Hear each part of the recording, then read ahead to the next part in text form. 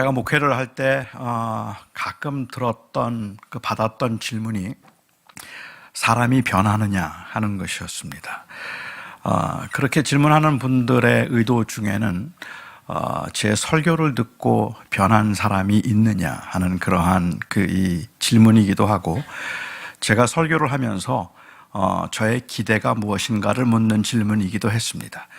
저는 설교를 하면서 제 설교를 듣는 사람들이 정말로 변화되기를 기대하느냐 하는 그러한 질문과, 또 사람들이 실제로 설교를 듣고 사람들이 변하는가 하는 그러한 질문입니다. 저는 제 목회 현장에서 사람들이 그렇게 변하는 것을 자주 목도하지는 못했습니다. 사람들은 잘 안 변합니다. 근데 생각해보면 사람들이 잘 안 변하는 게 당연한 것이, 설교를 하는 저도 안 변하는데 설교를 듣는 사람이 변할까 하는 생각이 들기도 하는 거죠. 물론 어느 정도 변화되는 모습들을 보여주기는 하지만, 사람들이 기대하고 본인이 원하는 만큼 그렇게 변하지는 않을 뿐만 아니라, 그 변한다고 하는 것도 사실은 그냥 과정 중이기 때문에 또 언제 다시 도로 제자리로 돌아갈 것 같은 그런 느낌도 같고, 사람들이 기대하는 것만큼 변하지는 않는 것 같습니다. 제가 설교를 하면서, 오늘 제가 설교를 한 다음에 여기에 교인들은 죄를 끊게 될 것이고, 오늘 제가 설교를 하고 난 다음에 여기에 모인 교인들은 예수를 주님으로 영접할 뿐만 아니라 그 고난과 환난 가운데서 오늘 설교를 듣고 정말 놀라운 하늘의 평화를 경험하고 하나님께 돌아오는 역사가 있을 것이라고 기대한다면, 어쩌면 제가 설교 잘 못할 것 같아요. 잘 안 되니까. 어쩌면 설교의 목적은 사람을 변화시키려는 기대감이, 그리고 그 원함이 목사에게 있기는 하지만, 제가 하는 설교의 역할은 사람을 변화시킨다기보다는 그냥 기억나게 하는 것이다 라고 생각합니다. 성령께서 변화시키셔야 변할 테니까 말입니다. 사람들이 정말 잘 변하지 않습니다. 왜 변하지 않을까요? 아마 우선 생각해 본다면, 사람들이 변하지 않는 이유는 변하기를 원한다고 말하지만 정말로 원하지는 않기 때문일 겁니다.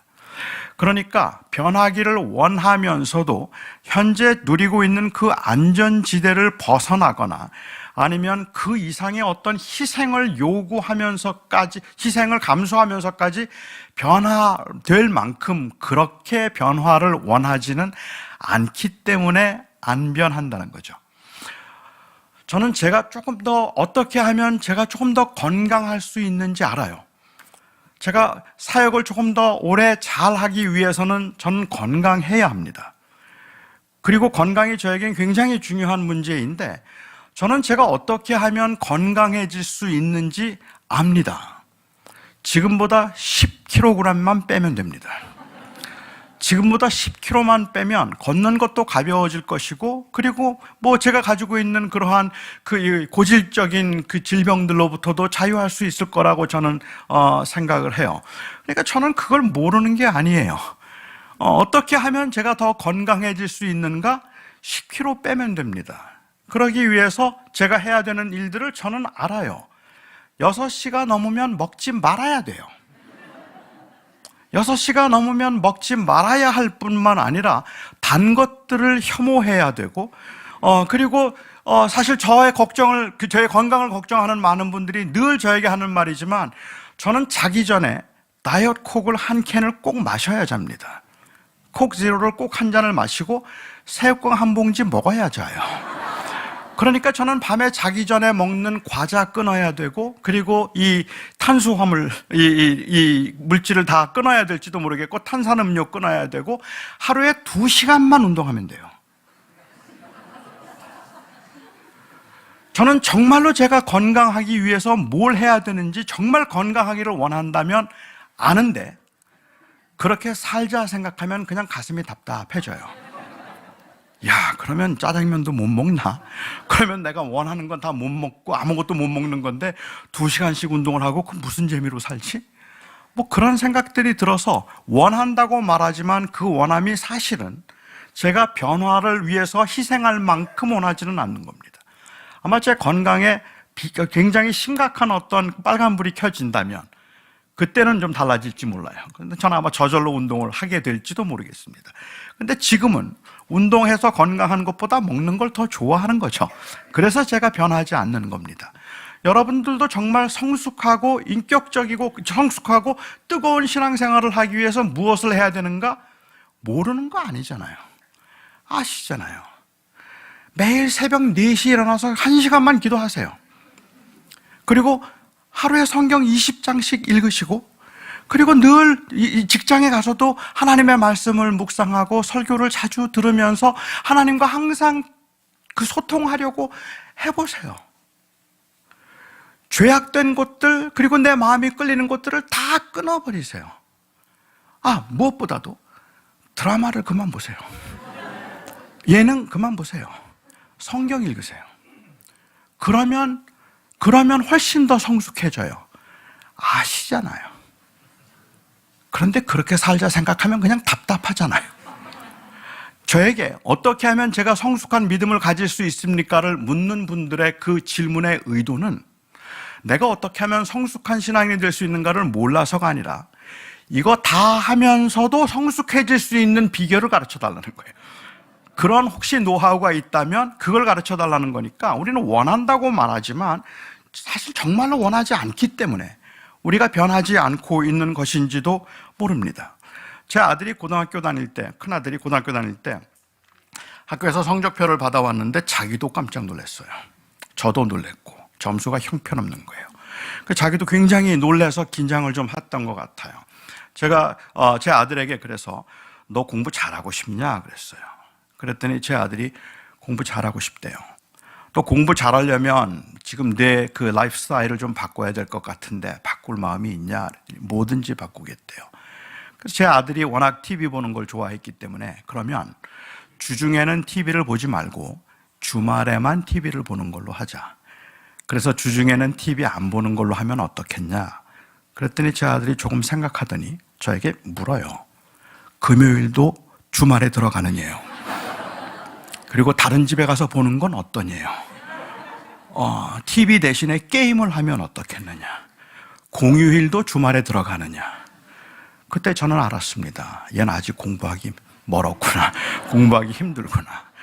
정말로 공부를 잘하기 원한다고 말하지만 내가 지금 누리고 있는 그 컴포트 존에서 벗어나지 않으려고 하는 한은 잘 바뀌지 않는 거죠.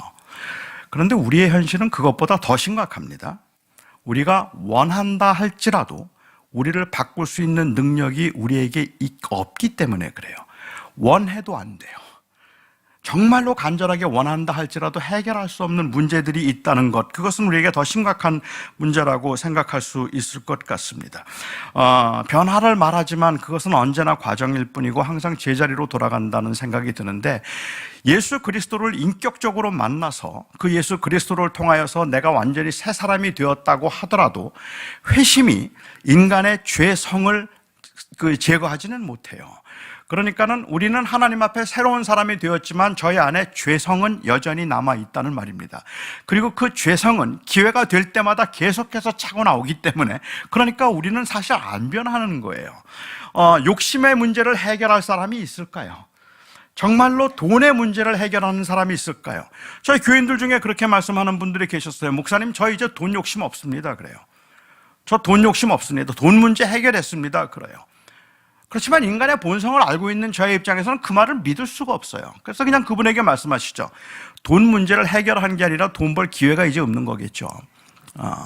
사실은 돈 문제를 해결한 것 같아서 그래도 정말 잘 살 수 있다고 생각했는데, 그래서 그냥 아주 검소하게 잘 살고 있었는데, 가족 중에 한 사람이 갑자기 병원에 입원하고, 그리고 입원비가 없어서 여기저기 돈을 꾸러 다닐 때 그때 느끼게 되는 그 비참함, 그리고 내가 뭘 잘못 살지 않았을까라는 그러한 그 후회감, 누구나 다 경험할 수 있는 일들이 아니겠느냐는 말입니다. 죄의 문제, 명예의 문제, 성적인 문제, 누가 해결할 수 있겠어요? 우리는 변한다고 생각을 하고 있지만 사실 우리 안에 있는 죄성이 여전히 남아있어서 우리는 사실 변하기가 어려운 거죠.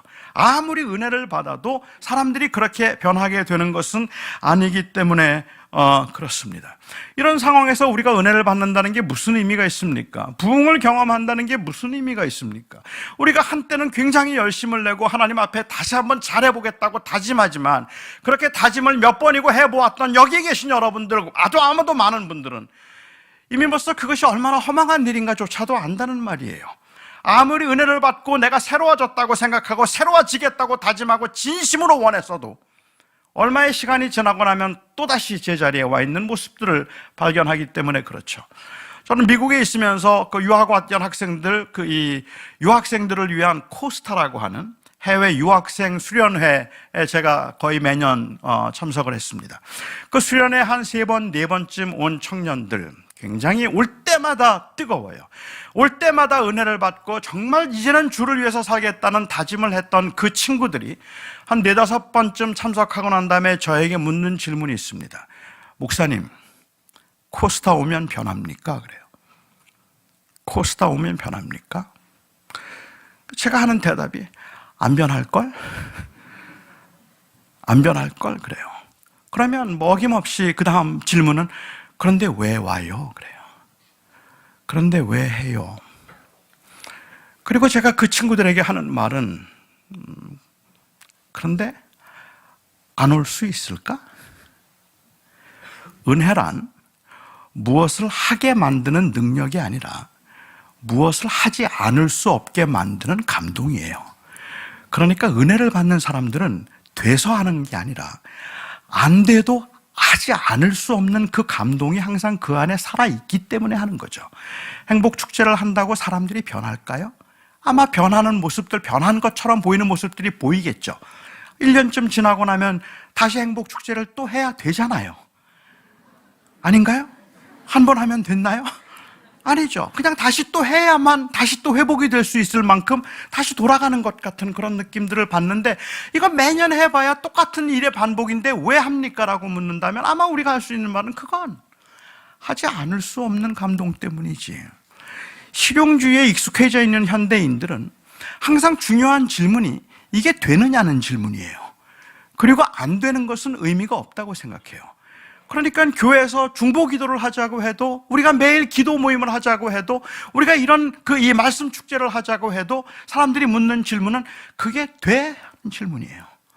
그런데 거의 모든 경우에 그 질문이 맞아요. 안 돼요. 하지만 우리 그리스도인들은 사실은 실용적인 입장에서 세상을 사는 사람들이 아니라 실존적인 입장에서 세상을 사는 사람들입니다.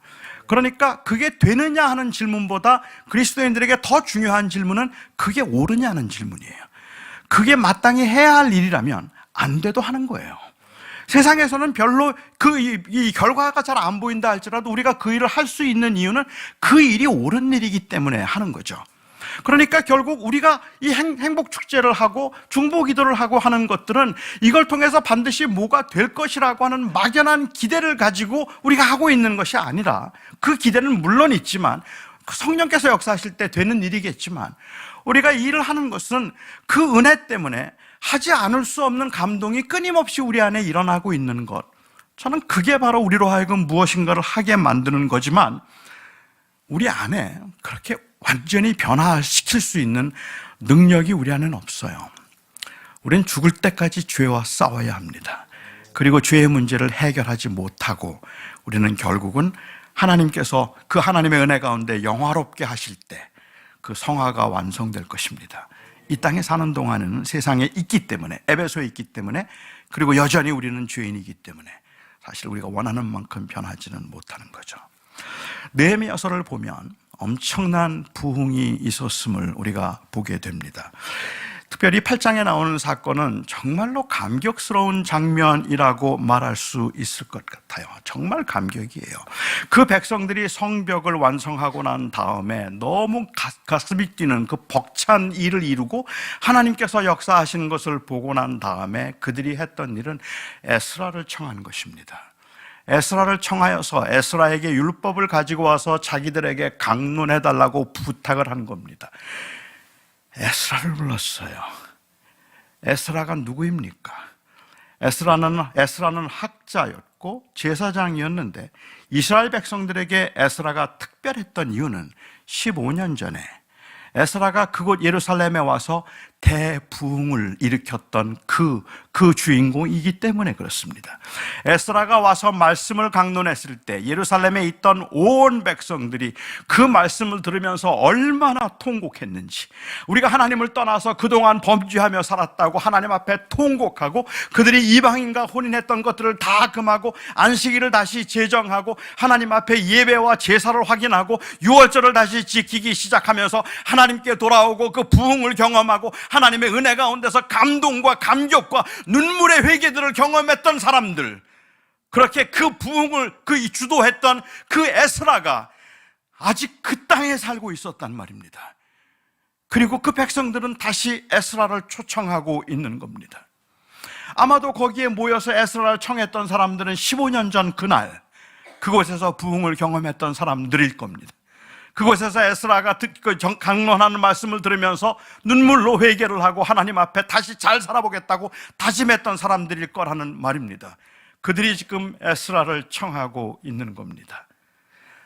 그리고 에스라가 율법을 가지고 왔어요. 특별히 만든 강단 위에 올라섰고, 아마도 그 에스라와 함께 있던 몇 사람들이 주변에 같이 서 있었습니다.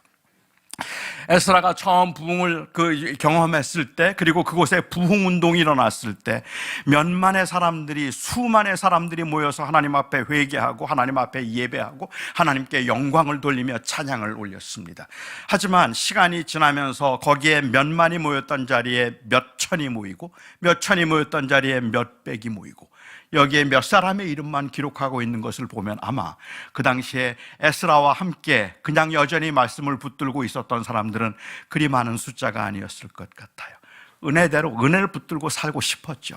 하지만 예루살렘 땅에 기근이 임했을 때, 그래서 그들이 극심한 그 재정적인 어려움을 겪었을 때, 외세로부터 침략이 있어서, 외부로부터 조롱과 비판이 있고 침략이 있어서 더 이상은 견디기가 어려웠을 때, 믿음으로 살겠다고 다짐하고 하나님 앞에 은혜로 살겠다고 다짐했는데 그 유혹과 그리고 그 시련과 그 가난과 그 피곤함 때문에 그들은 서서히 주님으로부터 멀어지기 시작했고, 그 은혜의 감격조차도 그리 오래가지를 않아서 서서히 식어가는 것들을 경험하면서 이제 불과 몇 사람 남아있었던 그곳에 느헤미야가 다시 성벽을 증축하고 사람들이 다시 모여들기 시작한 겁니다. 에스라가 율법책을 펴들었습니다. 그리고 그 율법책을 읽기 시작할 때 그 백성들이 아멘, 아멘 화답을 하고 다 땅에 엎드려 손을 들고 하나님 앞에 경배를 드리는 모습입니다. 그리고 난 후에 에스라가 그곳에 있는 레위인들 몇 사람을 중심으로 해서 작은 소그룹 성경 공부를 하죠. 새벽부터 정오까지 에스라가 말씀을 강론하고 난 후에 다시 그 말씀을 나누는 자리에 들어갔을 때 9장 나오는 말씀처럼 그 백성들은 또 통곡했어요. 우리가 율법을 떠났구나. 우리가 하나님 앞에 범죄하고 살았구나. 먹고 사는 게 뭐라고. 하나님을 떠나서 이렇게 살았구나. 그리고 그들은 울면서 회개했습니다. 그들의 회개가 얼마나 진심이었는지 아세요? 이건 그냥 단순히 센티멘탈한 어떤 감정적인 문제가 아니에요. 이들은 진심으로 회개했어요. 그 회개가 얼마나 진심이었는가를 보여주는 장면들이 10장에 보면 좀 나오는데, 우선은 거기에 지도자들이, 느헤미야를 비롯한 모든 지도자들이 그 많은 회중들 앞에서 한 사람씩 한 사람씩 앞으로 나와서 내가 이제는 하나님을 떠나지 아니하고 이 백성을 하나님의 이 백성으로 내가 잘 인도하겠다는 그러한 그 약속과 이 서약으로 그들이 인을 치는 장면이에요. 다시 말하면 그 언약에 서명을 하는 거예요. 이제는 내가 정말 잘하겠습니다. 이스라엘 백성들이 그 모습을 보면서 감동을 받는 것은 어느 시대나 마찬가지지만 이 교회가 타락하거나 하나님의 백성들이 타락할 때, 그 타락할 때 항상 그 타락의 그 중앙에 서 있는 사람들은 언제나 지도자들이에요. 그러니까는 그 백성이 보기에는 이 지도자들, 제사장들, 레위인들은 다 위선자들이고 전부 다 자기의 이 배만 채우려고 하는 사람들이었고 모두가 다 거짓말장이라고 생각을 하고 있었기 때문에 그들을 전혀 신뢰하지 못하고 있었는데, 그런데 이들이 진심으로 나와서 다시는 그러지 않겠다고, 내가 정말 잘해보겠다고 서명을 하는 장면입니다. 그것만으로도 그 백성들은 이미 충분히 감격할 만한 일인 거죠. 그 이후에 백성들이 이제 언약을 합니다. 그 지도자들은 서명을 했고 백성들은 언약을 했는데요, 그때 그 언약이 이 10장에 보면 저주로 맹세했다라고 얘기해요. 얼마나 진심이었으면 그들이 저주로 맹세를 했느냐는 말입니다. 여러분, 오늘 여러분들이 정말로 변하기를 원하신다면 이렇게 기도하실 수 있겠습니까? 주님, 제가 이제부터는 매일 새벽에 기도하겠습니다. 만일 제가 새벽 기도하다 하루라도 빼먹으면 그러면 제가 평생 불구자가 되게 해주소서. 그렇게 기도하실 수 있겠어요? 하나님, 저 하나님의 말씀 매일 묵상할 겁니다. 제가 만일 하나님의 말씀을 소홀히 여기는 날이 있다면 주께서 저를 치셔서 제 직장에서 해고당하게 해 주시옵소서. 그렇게 기도하실 수 있겠습니까? 하나님, 저 정말 하나님 앞에 욕심 없이 살겠습니다.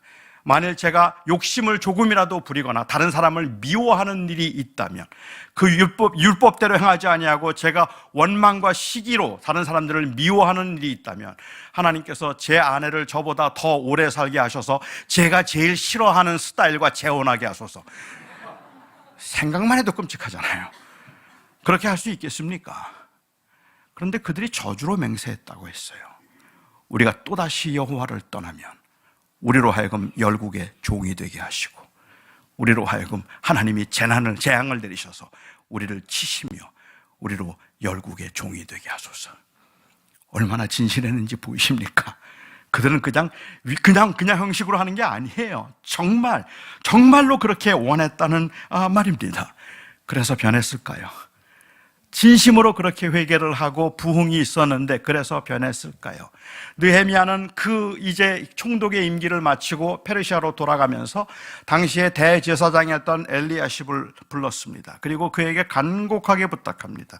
이 백성들이 하나님 떠나지 않도록 그들을 잘 지도해달라고, 그리고 그들을 잘 인도해서 하나님 앞에 부끄럽지 않게 살게 해달라고 이야기하고, 엘리야십은 그때 그 은혜가 충만했으니까 걱정 마세요, 잘할 겁니다라고 이야기했고 느헤미야는 떠났습니다.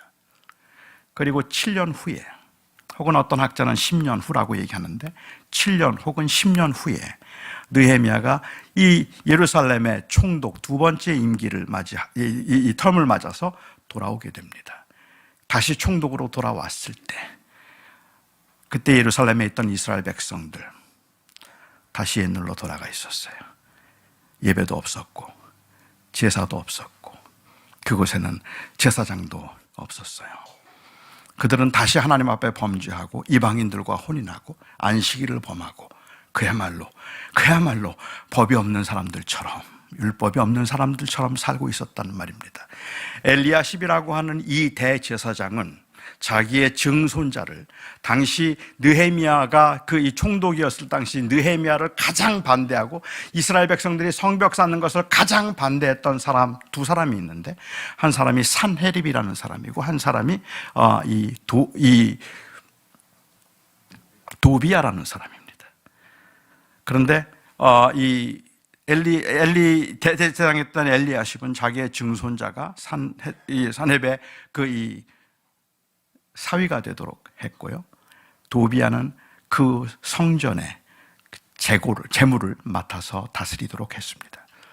그래서 성전 금고를 맡았던 이 도비야가 제사장들에게 이 임금을 주지 않고 사례를 주지 않고 레위인들에게 아무것도 생활비를 주지 않아서 레위인들 다 떠났고 제사장들 다 떠났고 혼자 착복을 하고 있는 상황이었습니다. 얼마나 허망할까요? 그렇게 부흥을 경험했고 변할 줄 알았는데, 변했는데 그런데 7년이 지나고 난 후에 그들은 또다시 제자리로 돌아와 있었다는 말입니다. 이런 상황을 보면 사람들은 낙심하게 됩니다. 여러분, 사람이 변하지 않아서 낙심했을 때 보이는 현상이 있다면 두 가지가 있다고 저는 생각해요. 사람이 변하지 않아서 낙심할 때 보이는 첫 번째 현상은 그것은 체념입니다. 그 포기죠. 그리고 또 다른 하나는 타협입니다. 어차피 안 돼, 적당히 하자라고 생각하는 사람들이 있고, 안 될 거니까 이제 그만하겠다고 떠나는 사람들이 있습니다. 교회 개혁을 부르짖고 교회가 건강하게 서야 된다고, 어려운 교회에서 교회를 위해서 그렇게 정말 교회를 바르게 세워야 한다고 열심히 애를 쓰던 청년들이 보이는 두 가지 현상이 있다면, 목사님 안 돼요, 그리고 교회를 떠나는 겁니다. 더 이상은 교회를 다니지 않아요. 그리고 또 그 외에 또 어떤 사람들은 변하지 않는데 내가 한다고 변하겠어, 그냥 그럭저럭 그냥 사는 거지. 그래서 교회를 떠나거나 그냥 종교인이 되거나, 그 모습들은 사실은 다 낙심의 현상들이라고 볼 수 있을 것 같아요. 믿음 생활을 제법 열심히 하려고 하던 사람들 중에 잘 안 되면 믿음 생활을 포기하는 사람들이 있고, 그렇지 않다면 그냥 종교인으로 남는 것으로 만족하는 사람들이 있습니다. 더 이상은 은혜를 구하지 않아요. 그래도 변하는 거 아니니까 그냥 대충 다녀. 열심히 내려는 청년들을 보면 항상 말하죠. 나도 너희 땐 그랬어. 근데 안 돼. 그냥 적당히 해. 근데 그 말이 너무 맞아요. 다 그렇게 낙심하니까. 제가 느헤미야를 보면서 느끼는 고마움은 7년 전에 그 부흥을 경험하고 다 회복했는데 돌아왔을 때 이렇게 엉망이 되어 있는, 다 무너져버린 모습들을 보고 느헤미야가 성전에서 그 도비야의 이 세간을 밖에다 집어 던지며 분노하고 있는 모습이에요. 다시 분노하는 모습이에요. 저는 그 모습이 저에겐 너무 위로가 되는 거예요. 왜냐하면 그는 포기하지 않았으니까, 낙심하지 않았으니까. 그러니까 다시 하는 거예요. 또다시 예배를 회복하고 제사를 회복하죠. 우리가 성경의 기록을 보면 연대순으로 본다면 느헤미야서 13장이, 제가 이해하기에는 느헤미야 13장은 구약 성경의 맨 마지막 장이에요. 왜냐하면 느헤미야가 사역할 때 느헤미야와 함께 이 예배를 회복하기 위해서 일했던, 그리고 함께 사역했던 사람이 말라기거든요. 말라기 선지자가 그 당시에 11조를 강조하고 11조를 도적질하지 말라고 이야기했던 그 이유도, 도비야가 전부 다 그렇게 이 횡령을 하고 그리고 착복함으로 인하여서 발생한 그 가운데 다시 제사장들과 레위인들이 들어와서 예배를 회복하도록 하기 위해서 이제 다시 그들을 불러들이자는 그러한 의도였으니까, 아마도 느헤미야서 13장이 제가 이해하기에는 구약 성경의 맨 마지막 장인 거예요. 그런데 그곳에서 느헤미야는 전혀 낙심하지 않고 또다시 이방인과의 결혼 혼인을 금하고 안식일을 회복하고 제사를 회복하고 다시 예배를 하기 시작하는 거라는 말입니다. 그런데 여러분, 이게 만일 구약의 끝이라면 우리는 알잖아요. 그 결과가 어떻게 됐는지. 그들은 또 넘어지죠. 또 쓰러지죠. 그리고 400년이 지나고 마침내 예수님이 오셔야 했습니다. 느헤미야가 이렇게 안 되는데, 그런데 그는 왜 계속 그 일을 할 수 있었을까? 해도 안 되는데 그 일을 할 수 있었다면, 이것은 이번에는 내가 한번 여기에 제대로 한번 부흥을 일으켜 보겠다는 그러한 마음도 아니고, 이 백성들은 그렇지만 진실한 백성이기 때문에 언젠가 하나님께 돌아오게 될 것이라고 하는 그 백성들에 대한 믿음 때문도 아니었습니다. 에스라가 15년이 지난 동안에도 여전히 그 자리에서 말씀을 강론하고 있었던 이유도, 느헤미야가 10년 후에 와서 또다시 개혁을 다시 주도할 수 있었던 이유도 그들의 신실함이나 아니면 그 백성의 신실함을 의지했기 때문이 아니라 하나님의 신실하심을 믿었기 때문입니다. 하나님께서 택하신 이 백성을 하나님은 결코 버리지 않을 것이라는 그 믿음, 하나님은 기어코 이 백성을 회복시키시고 하나님은 하나님의 뜻을 이루실 것이라는 하나님의 신실하심에 대한 믿음 때문에, 상황은 정말로 형편없는 상황이지만 그들은 흔들리지 않았죠. 그리고 마침내 예수님께서 오심으로 하나님께서 그 백성에게 하셨던 언약을 성취하실 수 있었고, 하나님은 지금도 그 신실하심을 보여주고 계시는 겁니다. 나를 보면 낭망할 수밖에 없어요. 이제 그만해도 돼요. 해도 안 되니까. 그런데 우리가 100번 실패해도 또 하는 것은, 그것은 내가 이번엔 할 수 있다는 의지 때문이 아니라 하나님은 나를 버리지 않으신다는 신실함 때문이에요. 그 하나님의 신실하심을 믿기 때문에 우리는 그 일을 또 할 수 있는 것이라고 저는 감히 말할 수가 있을 것 같습니다. 우리는 우리가 스스로 무엇을 하려고 하는 것 자체에서는 우리 안에 있는 우리의 신실함을 믿고 하기에는 저는 이건 정말 불가능한 일을 요구하고 있는 거라고 저는 생각할 수밖에 없어요. 매일 기도하고 하나님 붙들고 하나님 놓치지 않고 하나님을 의지하면서 살아갈 수 있기를 우리에게 기대하는 것은, 이것은 정말로 힘든 일이, 아니 불가능한 일이죠. 어떤 한 아이가 닭을 키웠어요. 닭을 키우면서 이 닭이 좀 달걀을 잘 낳을 수 있도록 정성을 다해서 키웠거든요. 그리고 마침내 닭이 알을 낳았습니다. 달걀을 보고 이 소년이 너무 실망했어요. 너무 작은 거예요. 그래서 이 아이가 나가서 시장에 가서 뭔가를 사가지고 그것을 백에 넣어서 돌아왔습니다. 그리고는 그것을 꺼내어서 이 닭 앞에 내려놓았어요. 그가 사온 것은 타조알이었어요. 타조알을 사가지고 와서 그것을 내놓으면서 그 닭에게 말해요. 잘 좀 봐. 그리고 조금만 더 노력해봐. 닭이 아무리 노력을 해도 그래도 타조알을 낳지 못해요. 그렇게 큰 알을 낳을 길 기대할 수 없어요. 우리의 죄성과 연약함에서는 예수님을 본받자고 아무리 애를 써도 예수님처럼 못 살아요. 우리는 그것을 할 능력이 저희들에겐 없는 거예요. 그러니까 처음부터 그걸 하겠다고 만약에 이야기를 했다면 그거는 지나친 기대감이라고 말할 수도 있을 것 같습니다. 우리는 넘어집니다. 다시 말씀드립니다. 절대로 안 됩니다. 그런데 이 절대로 안 되는 일을 우리는 왜 계속 반복하고 있는 걸까? 우리는 왜 계속 반복하고 있는 걸까? 스티브 콥이라고 하는 목사님이 이야기한 것처럼 우리가 이 땅에 사는 동안에 하나님께서 우리에게 허락하시는 승리는 최후의 승리가 아니라 반복된 승리다라고 이야기를 합니다. 반복된 승리를 허락하신다는 말은 반복된 실패가 있다는 말입니다. 그러니까 우리는 매일 넘어지는데 넘어지는 가운데 우리는 또다시 그 일을 할 수 있어서 또다시 승리하는 것. 여러분들이 오늘 드리는 이 예배가, 주일날 모여서 드리는 그 예배가 절대로 최후의 승리가 아니에요.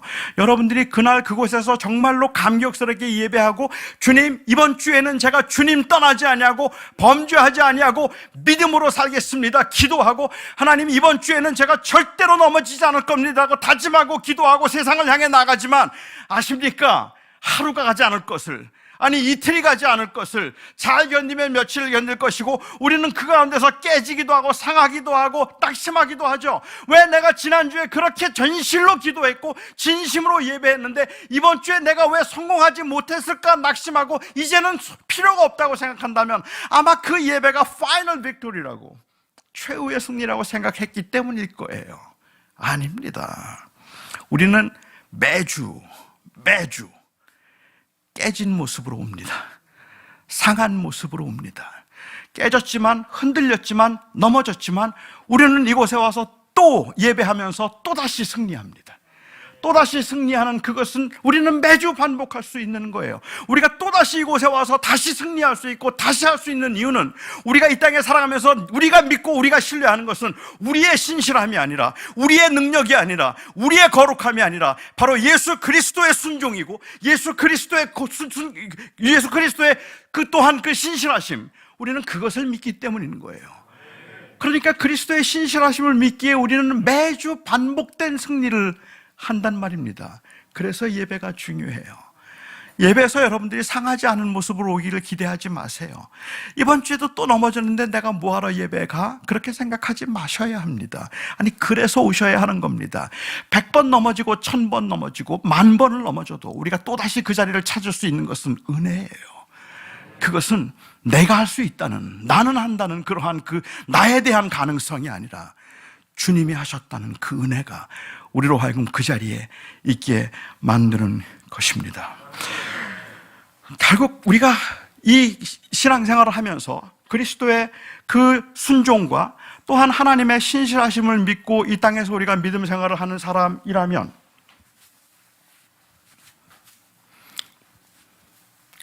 우리가 이 땅에서 그것을 믿고 믿음 생활을 하는 사람이라면 우리의 고백은 결국 은혜 없이는 못 산다는 고백입니다. 나의 나되는 것은 다 은혜이죠. 그래서 은혜 없이는 못합니다. 그래서 철저하게 은혜를 의지하는 것, 아마 그것이라고 생각해요. 제가 어제 말씀을 드렸나요? 저는 이제 장애인이었으니까 항상 저는 좀 강하고 싶었고요. 강하지 못하니까 이제 강해 보이고 싶었습니다. 제가 강하고 강해 보인다는 말의 의미는 남에게 손을 내밀지 않는다는 거라고 저는 이해를 했어요. 그러니까 제가 학교를 걸어 다녔는데 한 20분 정도 걸어서 학교 통학을 했는데요. 제 기억에는 이렇게 큰 길로 걸어본 기억이 거의 없어요. 항상 뒷길로, 골목길로 걸었습니다. 제가 뒷길과 골목길을 선호했던 이유는 큰 길로 걷다가 친구를 만나면 친구가 가방 들어다 준다는 이야기 하는 게 너무 듣기 싫어서, 제가 약함은 알지만 마치 그 친구에게 저의 약함이 들킨 것 같아서, 그래서 그게 불편해서 저는 항상 그냥 뒷길로 다녔죠. 가다가 넘어지면 쫓아와서 너무 막 안 된 것처럼, 아니 어쩌다 이렇게 넘어졌느냐고, 자기들은 절대로 안 넘어지는 것처럼 그렇게 와서 막 불쌍히 여기면서 뭐 해줄까라고 말하는 게 저에게는 너무 자존심이 상하는 거예요. 제가 넘어지면 그냥 옆에서 웃는 게 좋아요. 차라리 깔깔거리면서 야 바보같이 왜 넘어졌어? 그 말은 마치 우리도 넘어질 수 있다는 가능성을 보여주는 것 같아서, 너하고 나하고는 같다고 말하는 것 같기 때문에 그게 위로가 되더라는 말입니다. 너와 나는 다르기 때문에 너는 넘어지지만 우리는 안 넘어져. 그래서 넘어진 내가 불쌍해 라는 그 눈길이 너무 싫은 거예요. 저는 제가 약한 모습을 보이기가 싫었기 때문에 항상 강하려고 했고 강하게 보이려고 애를 썼고, 그래서 제가 강하려고 애를 쓴다는 말의 의미는 결국은 제가 누구에게도 도움을 받지 않는 거예요. 스스로 내가 잘 해결할 수 있는 것. 근데 사람들은 종종 우리가 믿음의 성숙을 이야기할 때도 성숙한 믿음이라는 것은 이렇게 흔들리지 않는 믿음, 도움이 필요 없을 만큼 든든하게 서 있는 그런 모습이 마치 성숙한 믿음의 모습, 성숙한 사람의 모습이라고 생각을 하는 거죠. 일반적으로 사람들이 생각하는 성숙은 독립이니까요. 하나님 앞에서조차도 그래서 진정한 성숙은 독립이라고 생각하는 거죠. 저희들이 힘들어하는 건 바로 그거예요. 왜 하나님을 자꾸만 의지하려고만 할까 하는 거죠. 이렇게 기도할 수 있기를 우리는 원하는 거죠. 성숙한 사람은 이런 사람들이라고 생각하는 거죠. 웬만한 환난이나 웬만한 고난쯤엔 끄떡도 하지 않아요. 이 세상에 대한 염려 없어요. 그냥 하나님 늘 감사하며 기도하며 살 뿐이에요. 내 은행 잔고가 바닥이 나도 그래도 저는 괜찮아요. 그래도 저는 걱정 없어요. 내 인생은 어차피 하나님의 손에 있는 건데 뭐가 걱정이야. 그냥 하나님만 의지하면 된다고 생각하기 때문에 그런 것 때문에 별로 걱정하지 않고, 환난과 시련이 오고 몸이 아프거나 아니면 가족이 힘들어도 하나님이 도와주실 거라고 생각하면 그냥 마음에 항상 평온함을 유지할 수 있는 것, 뭐 그런 것들이 성숙이라고 생각하죠. 그러니까 성숙한 저의 기도는 늘 이런 기도예요. 하나님, 전 주님이면 됩니다. 세상에 아무것도 필요 없습니다. 세상에 있는 것들 다 가져가셔도 저는 정말 주님 한 분이면 만족합니다. 주님 아시잖아요. 제가 얼마나 주님 사랑하는지. 주님, 저는 정말 괜찮습니다. 그런데 주님, 저 김 목사님 좀 봐주세요. 왜 저렇게 얼굴이 사갔죠? 왜 저렇게 뭐 고민이 많고 뭘 저렇게 근심하느라고 저렇게 막 그냥 저렇게 안절부절을 하지요? 하나님, 불쌍히 여겨주셔서 저 김 목사, 박 목사, 이 목사 하나님이 좀 도와주시고 그들을 좀 든든하게 세워주세요. 저요? 아시잖아요. 제 걱정 안 하셔도 돼요. 저는 문제 없습니다. 저는 괜찮아요. 사람들은 이걸 성숙이라고 생각해요. 그리고는 왜 내가 그 단계에 이르지 못할까를 고민하죠.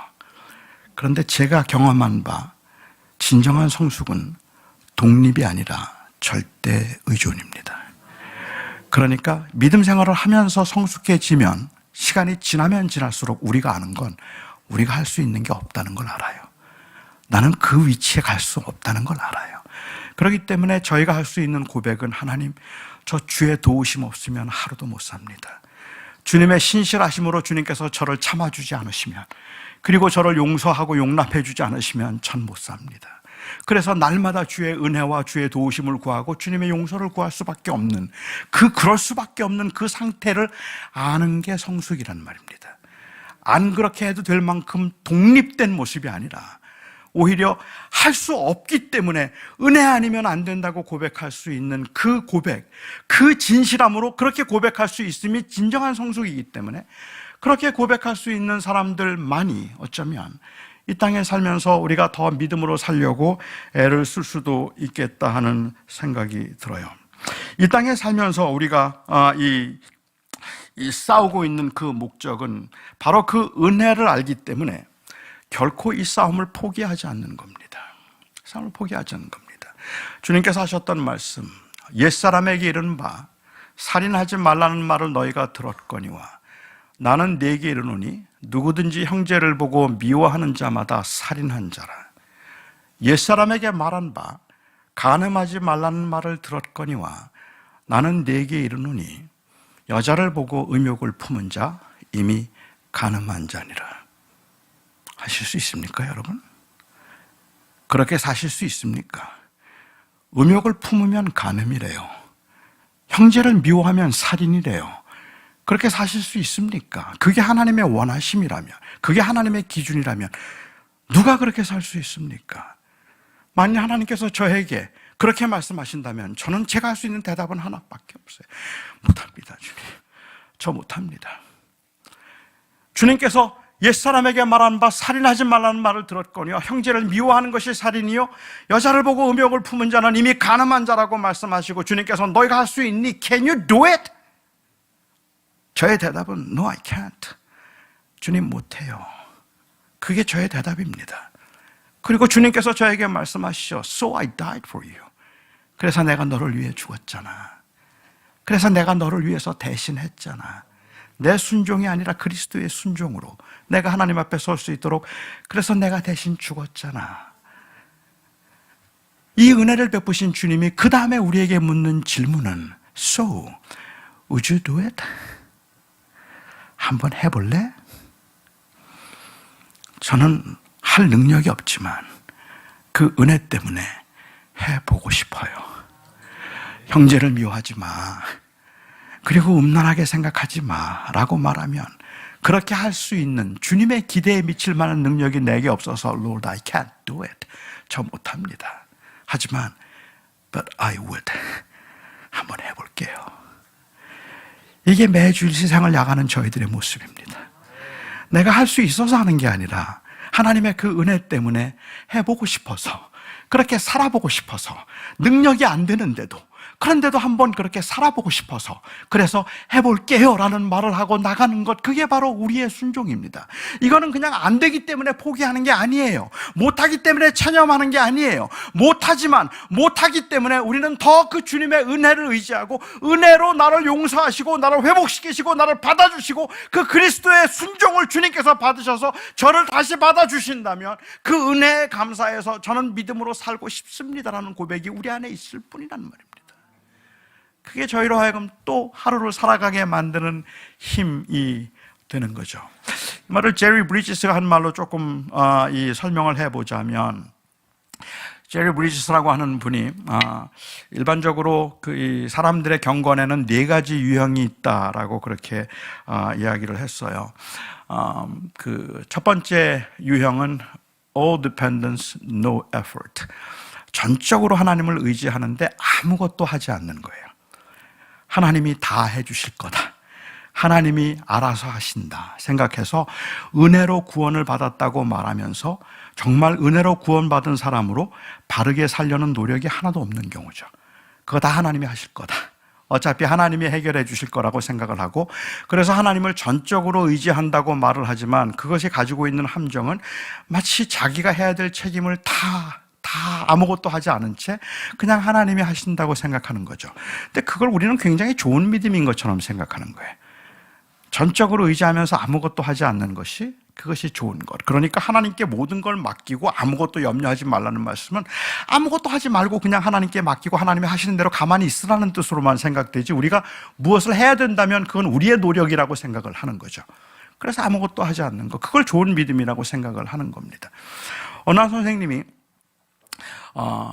아이들에게, 주일학교 아이들에게 질문을 했어요. 교회에서 주일학교 아이들에게 질문했어요. 여러분, 자, 내가 누군지 한번 맞춰보세요.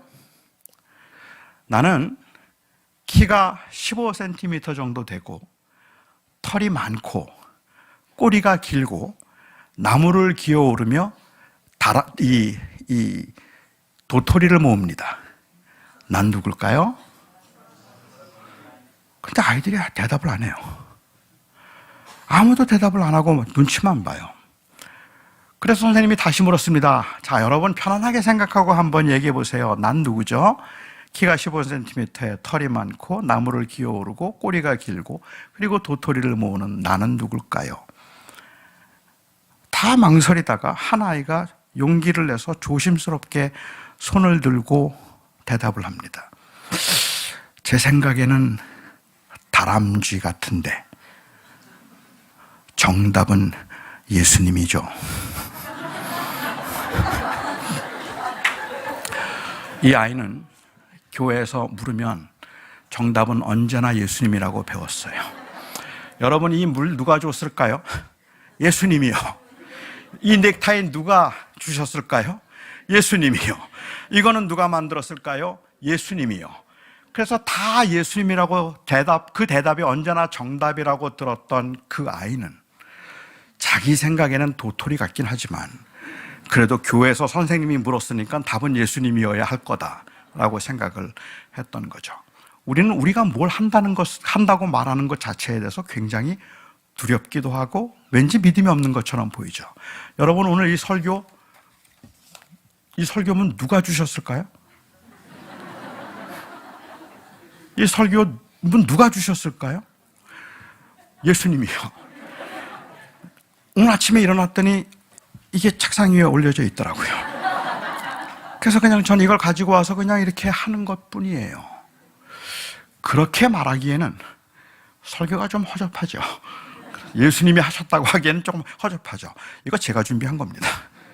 물론 하나님께서 저에게 재능을 주시고 기회를 주시고 또 하나님의 인도하심이 있었다는 것을 저는 인정하지만 그럼에도 불구하고 이 설교를 하나님께서 그냥 하늘로부터 뚝딱 주셔서 제가 하게 하시는 것이 아니라 하나님이 저로 하여금 준비하게 하신 것이라서 이것은 제가 준비한 거예요.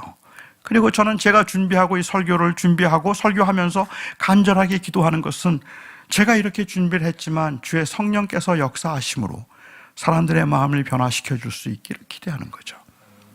제가 그렇게 하는 이유는 제가 할 수 있는 일과 하나님이 하시는 일이 분명히 다르다는 걸 알기 때문이에요. 저는 최선을 다해서 설교를 준비하고 그리고 여러분들에게 인정받고 여러분들에게 때로는 동의를 받아낼 만큼 그렇게 잘 준비를 해서 설교를 한다 할지라도 사람의 영혼을 움직일 수 있는 건 성령밖에 없어요. 사람을 변화시키는 건 성령이 하시는 거예요. 이걸 제 설교로 제가 했다고 생각을 한다면 그러면 정말 그런 일이 일어나면 교만해지는 거고 그런 일이 일어나지 않으면 낙심하는 거죠. 하지만 이 일을 제가 계속해서 할 수 있는 것은 이거는 내가 하는 최선이고 그러나 주님께서 하실 일은 결국은 그 영혼을 바꾸시고 그 마음에 위로를 주시고 그를 새롭게 하시는 분은 오직 성령 하나님 뿐이시라는 그 믿음이 있기 때문에 저는 교인들이 안 변하는 것 같다 할지라도 매주 이걸 하고 싶은 겁니다. 하는 거고 교인들은 안 변하는 것 같은데 매주 와서 설교를 듣는 거죠. 그렇게 설교를 듣는 이유는 오늘은 목사님이 한번 제대로 설교해 주실라나? 오늘은 한번 내 마음에 와닿는 설교 한번 해 주실까? 그런 막연한 기대 때문에 오는 것이 아니라 주님의 은혜 가운데 오늘도 하나님께서 나를 만지시면 나를 회복시켜 주실 수 있다는 그 믿음이 있기 때문에 우리는 오는 거라는 말입니다. All dependence and no effort. 아무 노력도 없이 그냥 전적으로 하나님을 의지하는 것은 굉장히 경건한 신앙인 것처럼 보이지만 굉장히 위험한 신앙일 겁니다. 제리 브리지스가 얘기하고는 두 번째 이 경건의 유형이 있다면 아마 여기에 대한 반작용일 텐데 No dependence, all effort예요. 의지함이 없이 최선을 다하는, 전적으로 노력하는, 그것이 또 다른 하나의 경건이죠. 사람들은 자기가 해야 할 일이 있는데 자기가 할 일을 하지 않고 자꾸 기도하고 있는 사람들이 무책임하다고 생각해요. 아니, 자기가 먼저 문제를 해결해야지. 지금 어려운데 자기는 가만히 있으면서 하나님 보고 도와달라고 말하는 건 너무 무책임하다고 생각하기 때문에 그런 분들의 경우에 있어서는 일반적으로 생각하기를 기도란 내가 할 만큼 최선을 다한 후에 내가 할 수 없을 때 그때 하나님의 도우심을 구하는 것, 그게 기도라고 생각을 해요. 자기는 아무것도 하지 않고 하나님께 도움을 구하는 것이 아니라 내가 할 일을 다 하고 내가 더 이상은 할 게 없다고 생각할 그때 하나님께 도움을 구하는 것, 그게 참된 경건이라고 생각을 하는 거죠. 그런데 이렇게 생각하는 분들은 대체의 경우 조금 유능한 분들이에요. 그렇기 때문에 평생에 가도 기도할 일이 별로 없어요. 혼자 잘해요. 자기 그냥 웬만하면 혼자 잘하는 것 같기 때문에, 그러니까는 잘하지 못하고 있는 사람들이 자꾸만 한심해 보이는 것이겠죠. 그러니까 결국 어떤 사람들은 최선을 다해서 열심히 살고 있는데 일단은 내가 하나님 앞에 그렇게 열심히 살아서 하나님 앞에 잘 보여야 되고 하나님께 인정을 받아야 된다는 생각을 하게 되는 것 같은 거죠. 이게 또 다른 하나의 그리 바람직하지 않은 경건의 형태라면, 또 다른 하나의 경건의 형태는 partial effort and partial dependence예요. 부분적으로 하나님을 열심히 하고 반은 내가 하고 반은 하나님이 하는 거죠. 그러니까 이 강대상을 옮기려면 혼자 옮기기 힘드니까 한 사람이 옆에서 들어주고 또 다른 사람이 옆에서 들어줘서 옮길 수 있는 것처럼 하나님과 내가 협력해서 그 일을 하는 거예요. 그런데 이렇게 생각하는 경우에 문제가 될 수 있는 것은 무엇인가 하면, 이것은 내가 어느 정도는 이 일에 기여한 바가 있기 때문에 자꾸만 자기의 공로를 자랑하게 돼요. 나도 그래도 이만큼 했는데 하나님 혼자 하신 거 아니잖아요. 아니, 이 교회가 부흥하게 된 게 하나님이 하신 일이에요? 나도 지분이 있는데, 나도 몫이 있는데, 나도 헌금했고 나도 열심히 노력했고 그래서 내가 했기 때문에 하나님도 하신 거잖아요. 그러니까 하나님 앞에 할 말이 생겨요. 그렇게 하나님 앞에 할 말이 생기면 그만큼 대우를 받지 못할 때 원망이 생기고, 또 나처럼 하지 못하는 사람들을 보면 화가 나요. 나는 이만큼 했는데 왜 당신은 이렇게 못하는 거야? 라는 생각이 드는 거죠.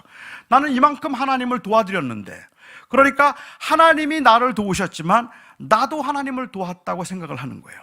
어떤 분들은 종종 그렇게 말씀하시더라고요. 내가 열심히 하나님 일을 열심히 했는데 하나님께서 내가 열심히 하지 않으면 그럼 하나님 손해지 뭐, 날 복 주시지 않으면. 그렇게 얘기를 해요. 근데 하나님은 손해 안 보세요, 여러분.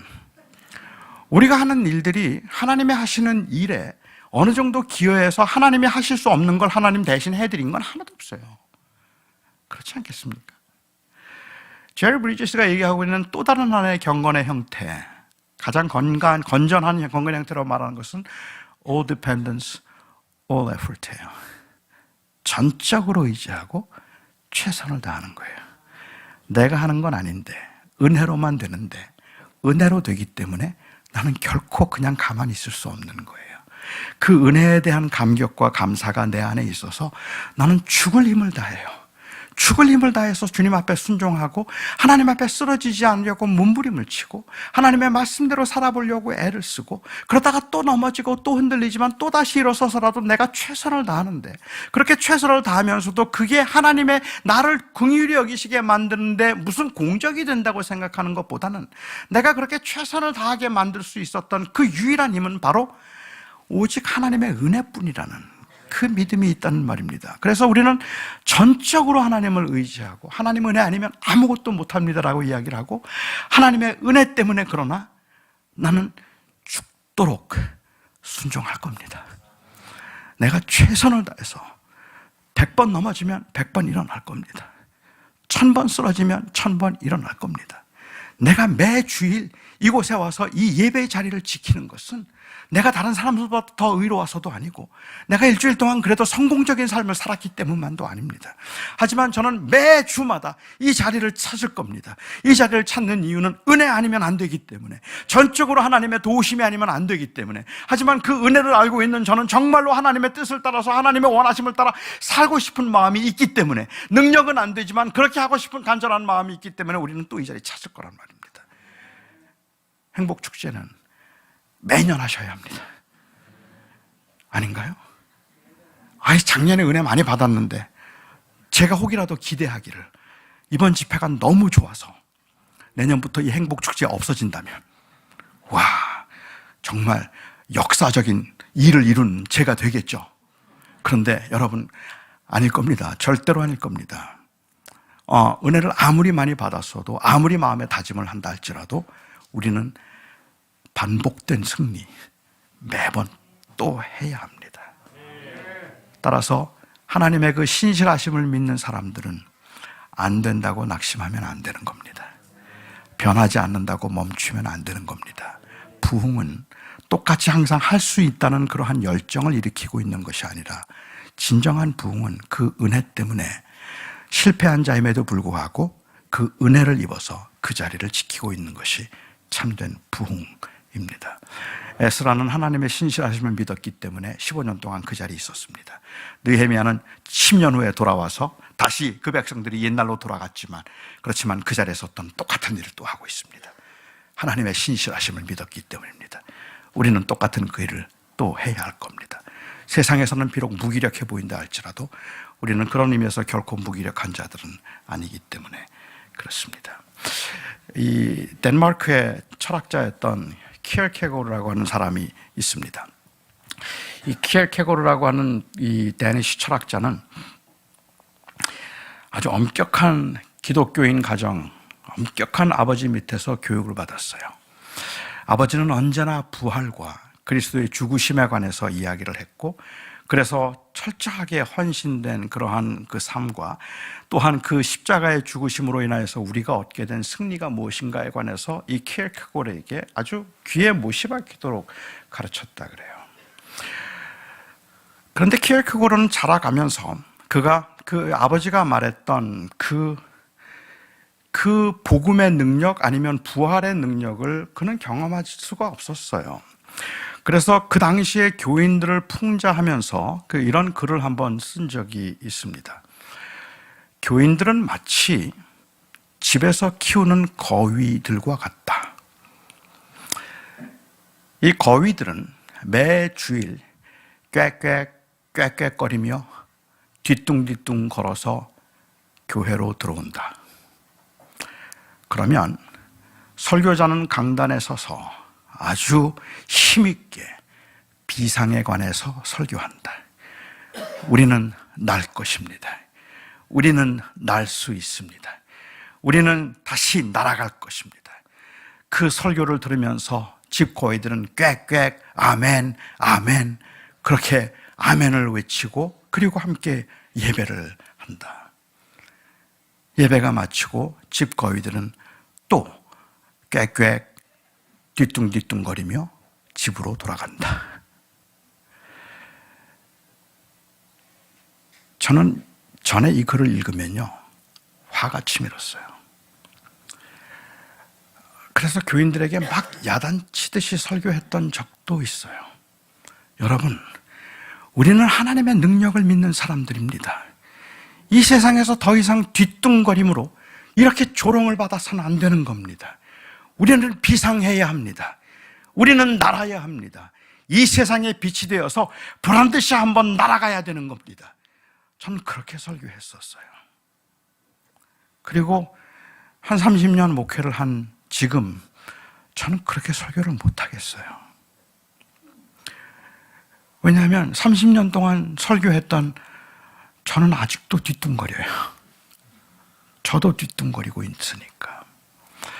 하지만 세상 사람들이 아니 하늘을 날 수 있다면서, 그렇게 하늘을 비상할 수 있다면서 왜 아직도 뒤뚱거리는 거냐고 비웃는다면, 우리는 그 비웃음 앞에서 죄송하기도 하고 부끄럽기도 하지만, 그렇기 때문에 내가 하나님을 의지하고 하나님을 바라보고 산다는 나의 고백이 위선이라고 말한다면 그건 너무 억울해요.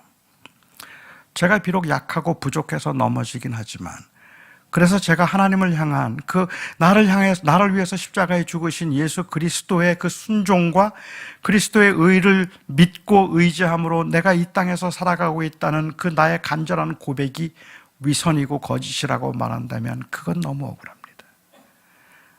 저는 비록 연약해서 흔들리고 넘어지고 있기는 하지만 제 분명한 고백은 그 은혜가 아니면 전 못 살아요. 아무것도 할 수가 없어요. 그리고 바로 그 은혜 때문에 저는 매번 이 자리를 지켜요. 그리고 제가 여기에 서서 여러분들에게 오늘도 설교할 수 있는 것은 여러분 나처럼 사세요가 아니에요. 전 실패한 자입니다. 저는 그렇게 살지 못했어요. 욕심도 해결하지 못했고 제 안에 있는 그러한 제 마음속에 있는 불안함과 두려움도 항상 제 안에는 그 자리를 차지하고 있어요.